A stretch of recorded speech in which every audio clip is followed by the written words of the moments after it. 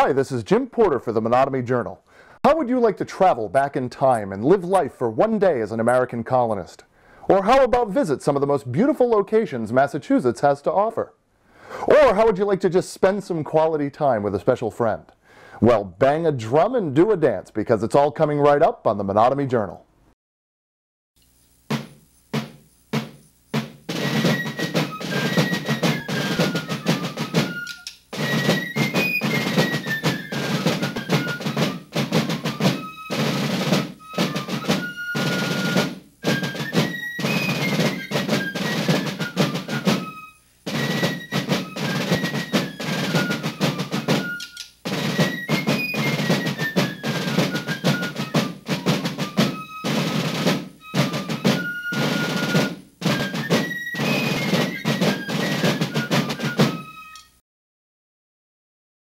Hi, I'm Jim Porter and I'm the host of the Menotomy Journal. Now, being so new to Arlington meant that I was unaware of a certain tradition known as Town Day. So when Arlington Cable Access asked me to cover the festivities on Friday night, I didn't know what to expect. Needless to say, I was in for quite a surprise.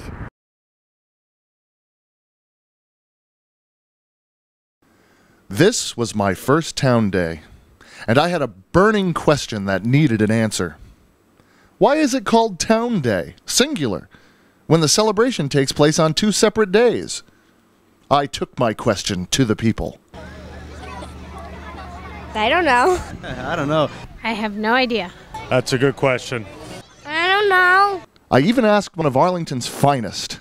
I'd rather not say. What was the big secret? Even the kids were getting fed up with my question. So as I watched the children riding ponies, bouncing, climbing, and covering one another head to toe with shaving cream, one thing was clearly on their minds. Fireworks! Yeah! Because they boom boom. So as the sun set and the boom boom started, it was then I realized the answer to my question had been there all along. Town Day is so special, so full of family and community, that it deserves a day, 24 hours, all to itself.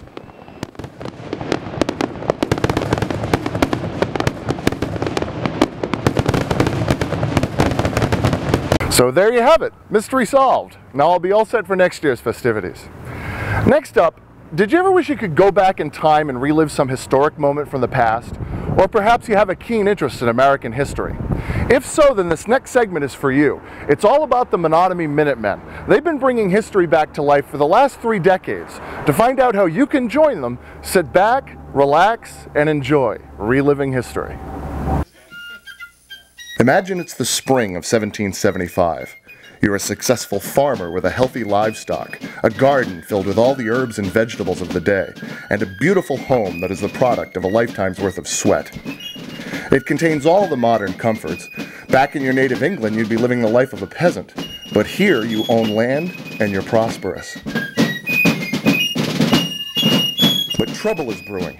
You've been alerted that the British regular troops have murdered innocent citizens at nearby Lexington Green and Concord Bridge, and they'll be marching right past your front door.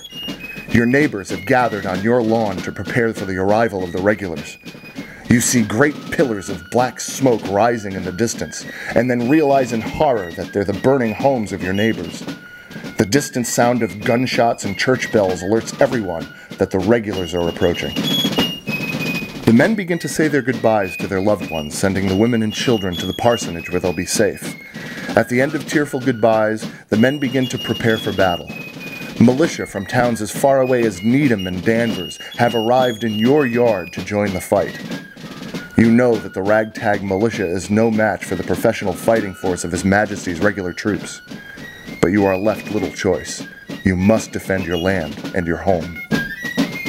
You locate a spot behind a stone wall that will give you a good vantage point to see the regulars marching down Concord Road and also shield you from their volleys. Although you have little idea of it, you are about to sacrifice your life for the birth of a nation.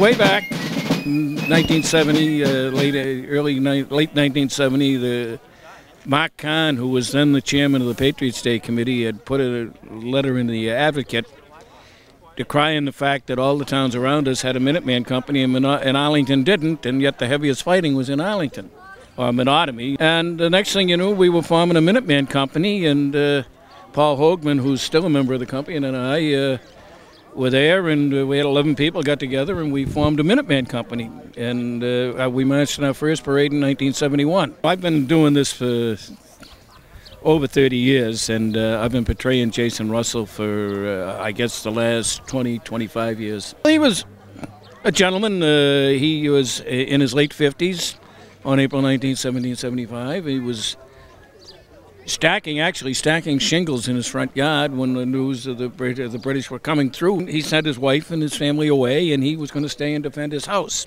He was bayoneted 11 times. These people have been killing me for years.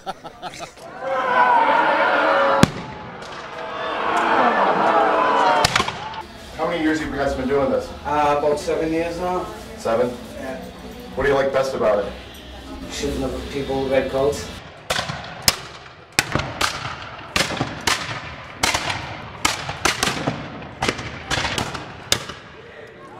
We try to be historically as accurate as possible, which means, unfortunately, with Jason Russell and 11 others were killed on his property. We want to tell the story. We feel it's an important story to tell. We died. As it was here in Menotomy, not Lexington, but in Menotomy, that more men were killed on both sides of the contest than in Lexington and Concord combined. But the heaviest fighting of the day was right here, right where we're standing. The Jason Russell house was the scene of the bloodiest action.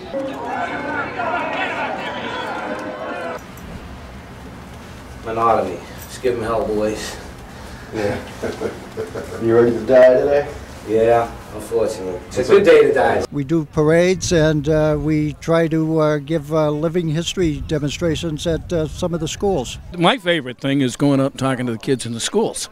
And when I do living history programs, that's what I like. I like to talk to kids about how children behaved back then. We do living history programs in schools, or in fact, anybody that asks us for one, we will go and do it. And I like to tell children, when I talk to them about clothing, that back then boys and girls dressed alike until they were 11 years of age. And then I would tease them and say, well, one thing is you're wearing something they didn't have. Underwear as we know it. It could have been very breezy in the winter months. But the whole thing, I enjoy the atmosphere, the camaraderie. As you can see around here, we're all friends. To join the Menotomy Minutemen, we meet here on the first Wednesday of each month at the Smith Museum at 7:30. If anybody's interested in dropping by, anybody can join us if they have a keen interest in American history. We have a person on our board that is in charge of the children when we're doing the reenacting. So children are more than welcome to be part of the organization.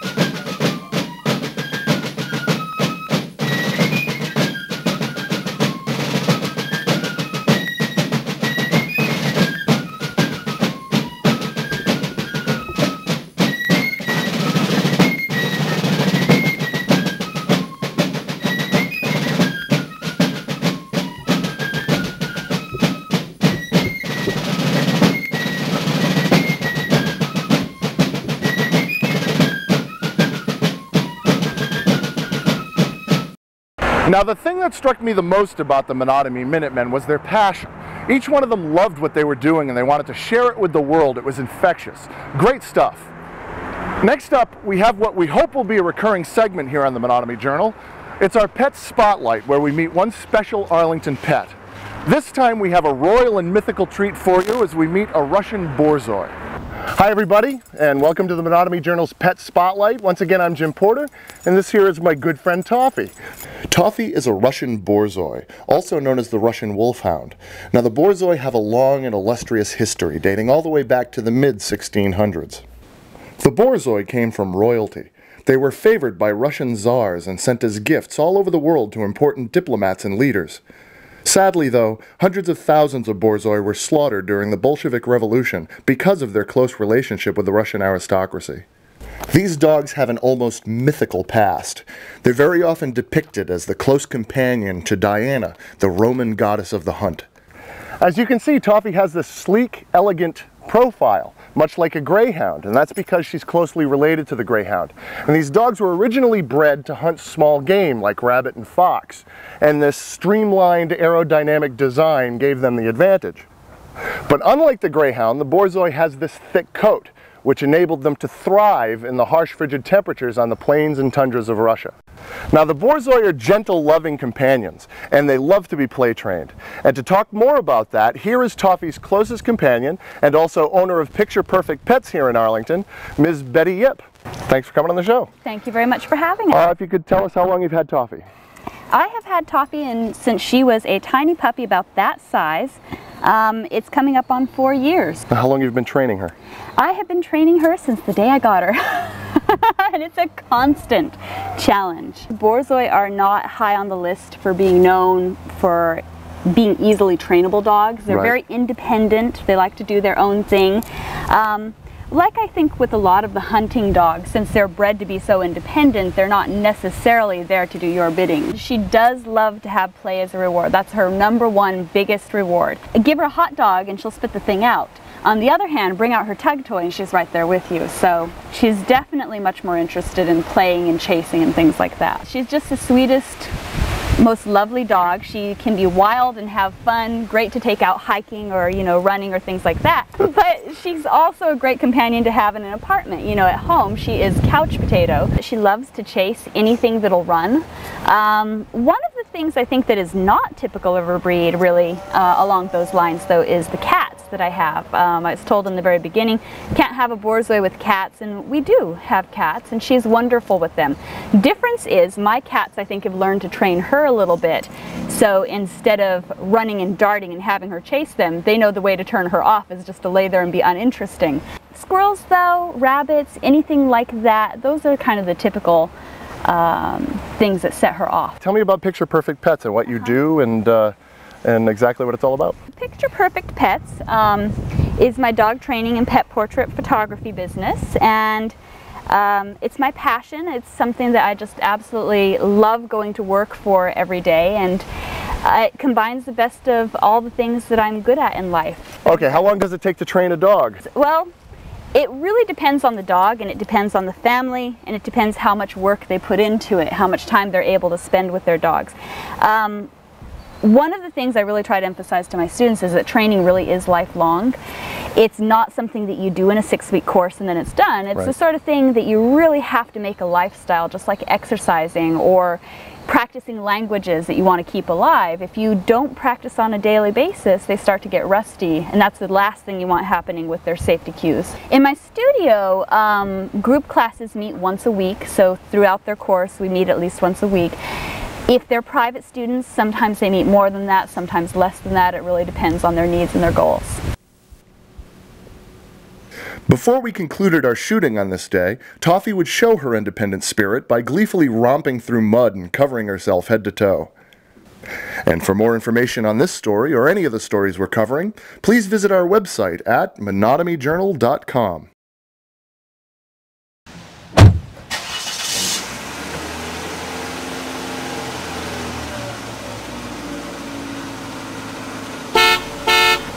Hi, this is Jim Porter for the Menotomy Journal. This is our day trip segment where we visit beautiful and interesting places no further away than a day trip from Arlington Center. This time we're visiting the beautiful Berkshires. After a 2.5-hour drive mostly on the Mass Turnpike, we'll arrive at our first destination, the magical Bartholomew's Cobble. Then we're off to see two gorgeous waterfalls, Racebrook and Bashbish Falls. Finally, we'll conclude our trip with a visit to the legendary Ice Glen.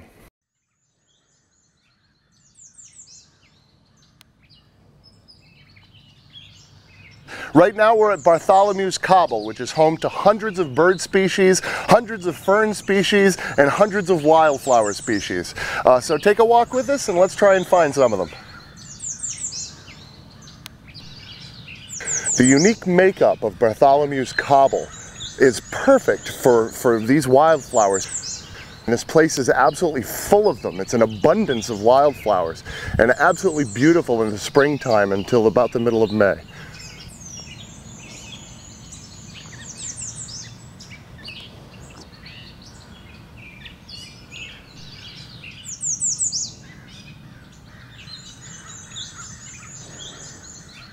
By my side here is the Housatonic River. The Housatonic River flows right through Bartholomew's Cobble as it rises to the left of me and behind me, some 70 feet in the air.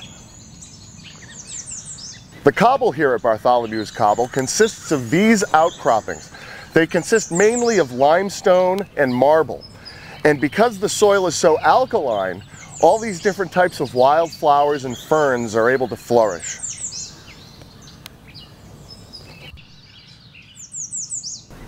Creeping along on silent paths blanketed with pine needles, Bartholomew's Cobble is the perfect place for quiet contemplation. The only sound you'll hear is the chorus of songbirds that serenade your every step.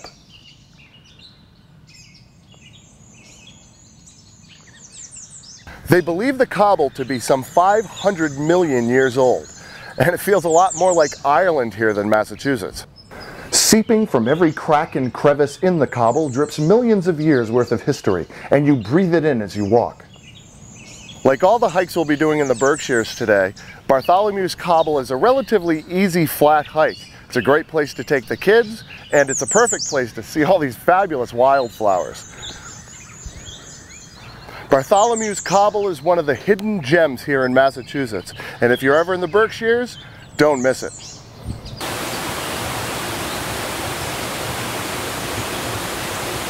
Racing down the eastern slope of Mount Everett behind me is Racebrook Falls. This is actually the last in a series of 5 waterfalls, but this one can be reached with a rather modest effort.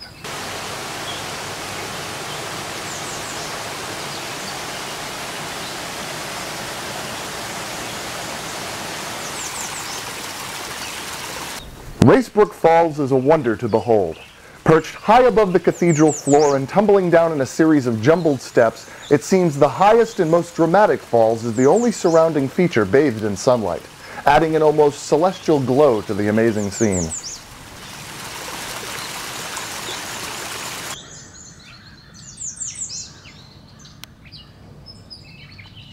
Now we're at Bash Bish Falls State Park. Behind me, plunging some 80 feet into a pool below, is beautiful Bash Bish Falls. It's the most photographed falls in all of Massachusetts.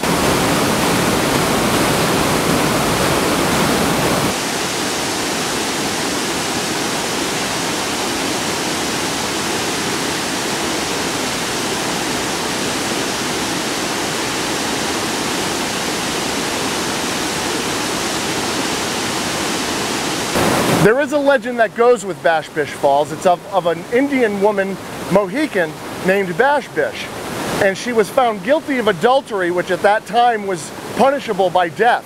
So they strapped her to a canoe and were about to plunge her over the falls when this group of butterflies began swarming around her. Well, as her villagers looked on in astonishment, Bash Bish jumped up from the canoe, ran and leaped to her death some 80 feet below. Her body was never found.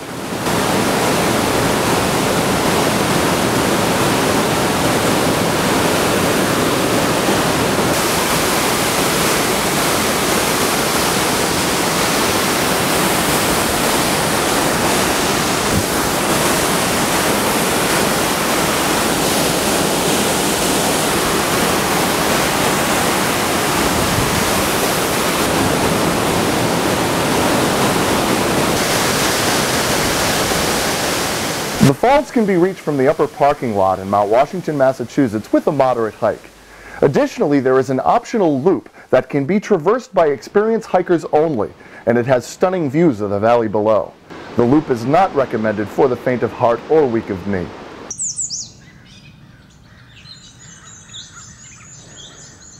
Here we are at our last stop in the Berkshires, the beautiful Ice Glen.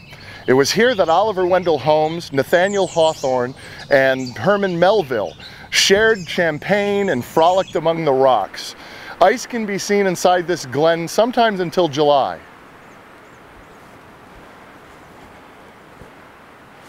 Another exciting feature of the Ice Glen are the enormous trees. I'm standing next to what is the largest white pine in all of New England.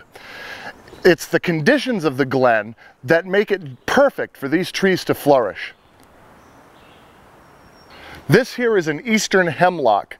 The Ice Glen here in the Berkshires also boasts the tallest eastern hemlock in all of New England.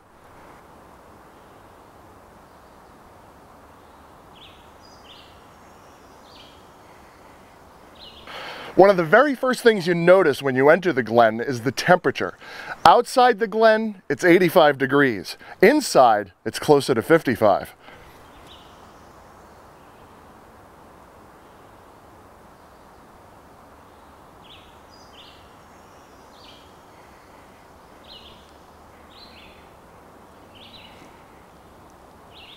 As I mentioned before, ice can stay deep inside the caves here at Ice Glen until July. And here it is the middle of May, it's 85 degrees, and we have ice.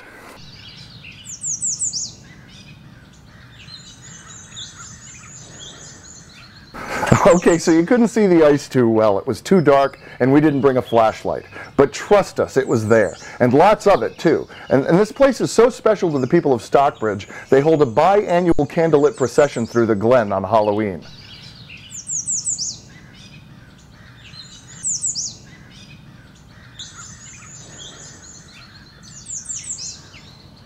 It really is remarkable hiking in this glen. At times, 85-degree air hits you on this side, and 55-degree air hits you on this side. It's an amazing sensation as you're climbing through, and it's a relatively short and easy hike that just about anybody can do.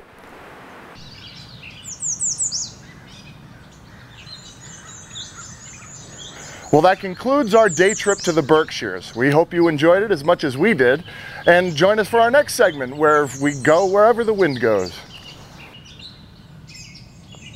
To learn more about our trip to the Berkshires, see more photos, or find out how you can retrace our steps, please visit our website at menotomyjournal.com.